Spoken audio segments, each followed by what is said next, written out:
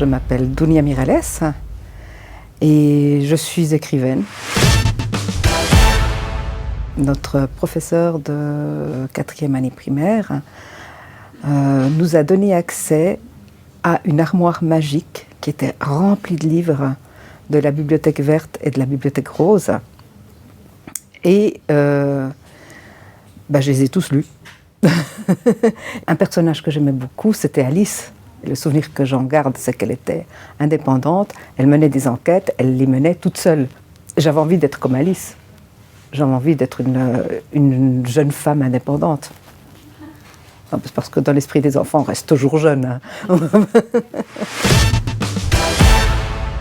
Mes parents avaient une bibliothèque avec quelques livres et j'avais été très attirée par un livre où il y avait des belles dames assises en costume d'époque. Ce livre, c'était La Maison Tellier de Guy de Maupassant. C'est un recueil de nouvelles qui n'était pas du tout adapté à mon âge puisque je devais avoir 9-10 ans et qu'en fait ce livre parle de prostitution, de suicide, d'enfants abandonnés, de grossesse non désirée, enfin voilà. Je suis arrivée à une histoire qui s'appelait Le papa de Simon.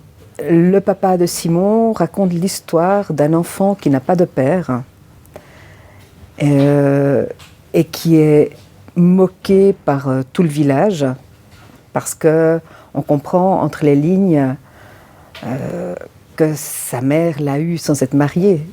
Et sa mère, un beau jour, commence à sortir avec le forgeron, qui était l'un des hommes les plus prisés du village, un homme qui ne boit pas, qui est vraiment parfait, qui est l'honnêteté même. Ce forgeron le prend en charge et il lui dit « mais la prochaine fois que les enfants du village s'en prendront à toi, tu pourras leur dire que tu as un papa et que ce papa, c'est moi. »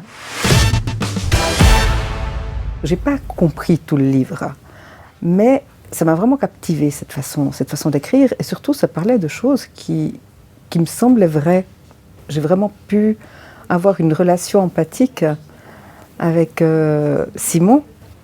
Il y a quelque chose qui s'est déclenché en moi. Je me suis dit, mais je veux devenir écrivaine, voilà. Et ça a vraiment été le déclencheur, donc c'est pour ça que La Maison Tellier est un livre particulièrement important pour moi.